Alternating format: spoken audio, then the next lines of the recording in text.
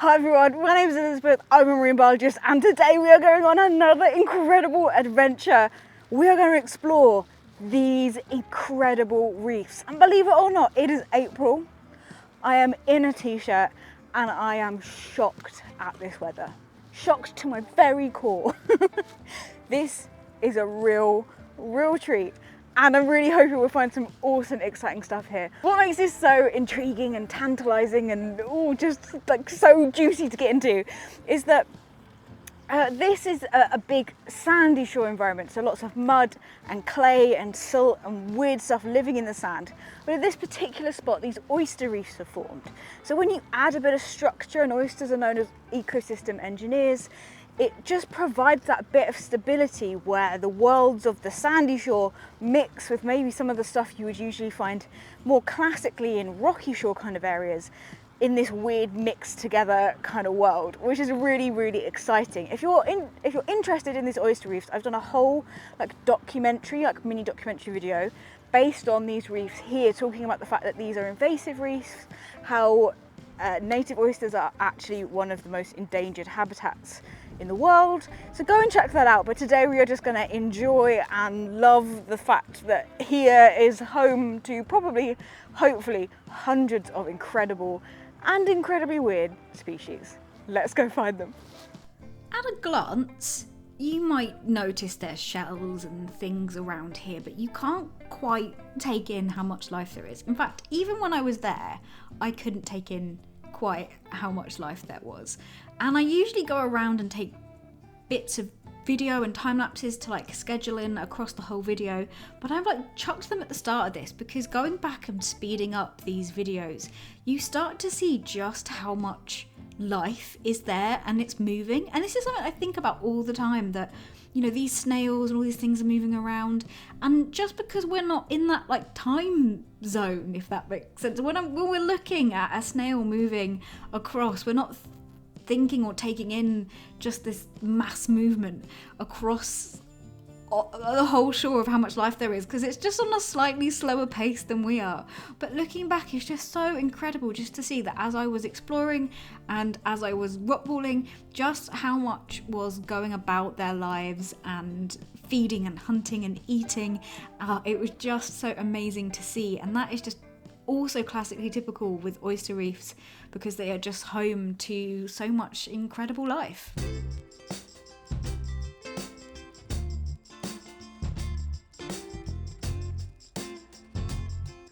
So this patch of oysters is the perfect example of why they are such incredible ecosystem engineers. So on this is a couple of Pacific oysters all bundled together, which is what they tend to do, and then they'll form these kind of reefs. On here we have a tiny little rhinid snail with a load of little barnacles on, so that's two species. There's tube worms, so Spirobranchus, so that's another species. There is more, another couple of snails, another couple of them. There's some hydroids, which you won't be able to see unless it's in the water because they're very delicate and flowy.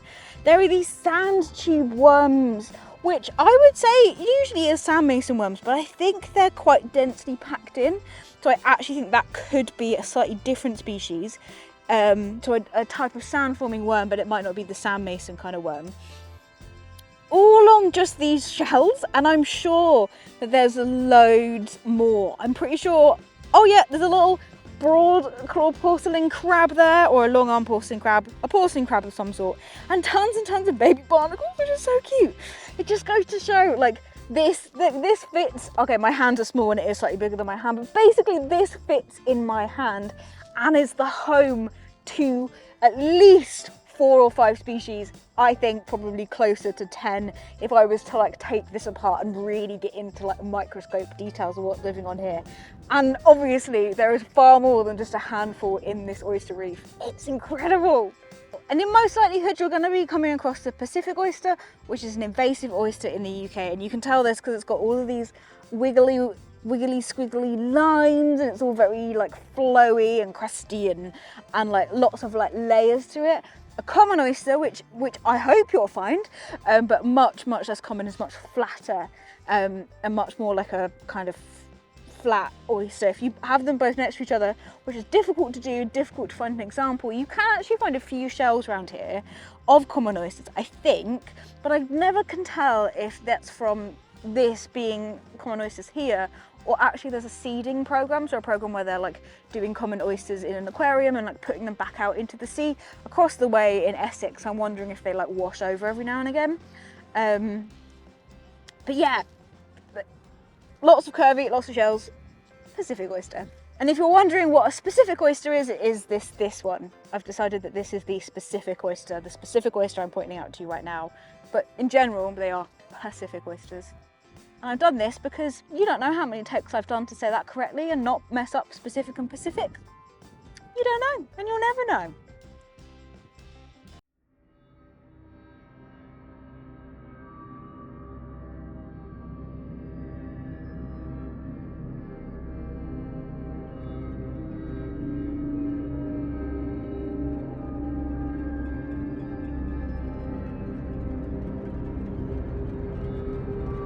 Okay, I definitely found something just then that like totally looked like it was from June. Like a weird, creepy, sandy worm, and I desperately need to go home and Google right now. Okay, I'm not gonna leave early because I still want to rock pool, but find out what it is. Oh my goodness, what is it? It's so weird. Love sandy sort of stuff. Very bizarre, very sci-fi, very creepy. But cute. Oh, I don't want to call it creepy. Beautiful in its own way. Okay, this actually has, I think what it is, has a very cute name. It's called the spaghetti worm. I mean, how sweet is that? It turns out it's pretty common across the UK and it's just really awesome. And I definitely have seen similar stuff to this kind of before, but not really paid attention just to how long those tentacles are and how cool it is. And there's a worm, you know, in the middle of that buried within the sand, and I imagine it uses its tentacles to gather in all the particles and nutrients from around and just have a good old feast. So that was such a cool find. It really is incredible when you just look at the scale of these reefs. Now, I haven't actually been rock pooling here in a couple of years, and a few things have changed. I think they've built up. There used to be much more deep pools that would go kind of to the top of your wellies. But on top of all these oysters, there seems to be more oysters and these sand mason worms, these worms that form tubes out of sand and they join together to form these kind of dense mats and dense reefs. There's mussels here and there's just so many barnacles. I love a barnacle. Barnacles are the best. Yes. So many barnacles. And what's great about this is that you can see that these barnacles are not new. They're not something that's like hopped on and grown really quickly. It's not the right time of year for that, really. They're going to start growing basically from now onwards. They'd be still be tiny little babies. These are barnacles that have been here for years, and you can just tell that in an environment where basically it's just sand and tide coming in and out every day, and every day is a new chance for this to wash away, it's actually been sheltered and growing enough, and these mussels are forming beds that are just building on top of each other to form these incredible habitats that are lasting and providing a stable home for creatures for years, which is just so exciting to see.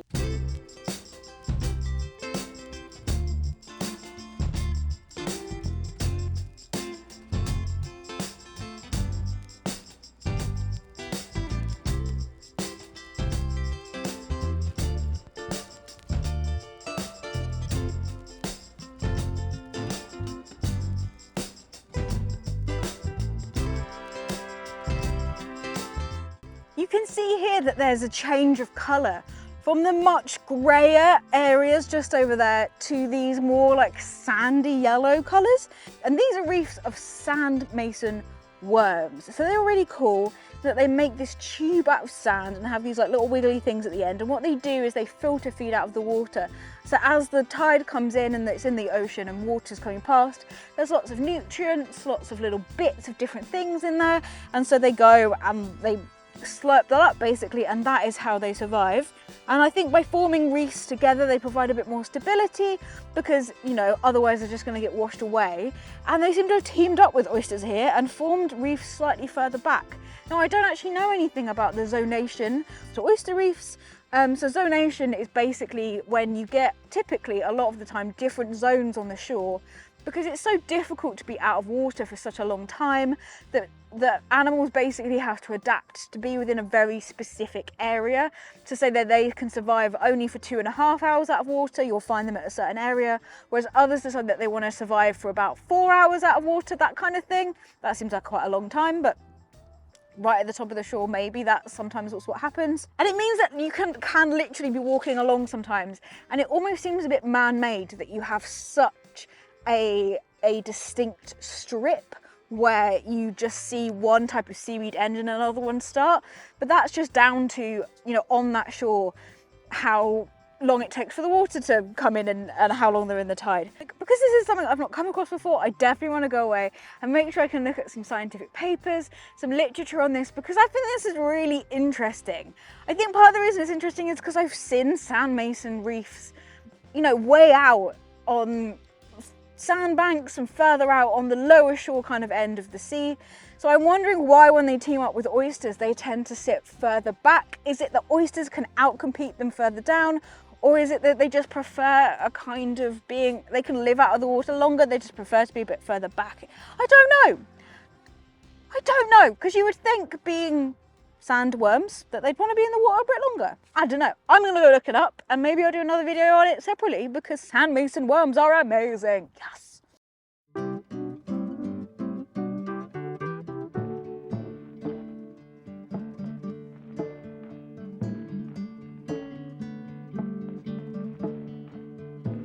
I mentioned the time because it's early April, and basically this is the time where everything is getting ready to gear up to mate, to breed, to spawn, and in a couple of weeks' time this will all just be full of life for the rest of summer.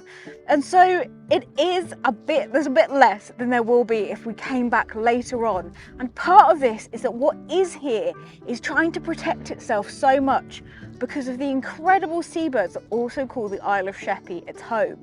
It's this is like a hot spot for seabirds and birds in general, which is really, really amazing to see. And reefs like this are the perfect place for, especially at low tide, for those seabirds to get an easy, quick win and meal. So when there's not a lot of life around anyway, what is here is trying to be super, super careful that it doesn't get caught out and doesn't get eaten before it has a chance to breed. So I think I'm going to also keep exploring here, but keep an eye out for some awesome seabirds, which will be incredible to witness them kind of in their zone.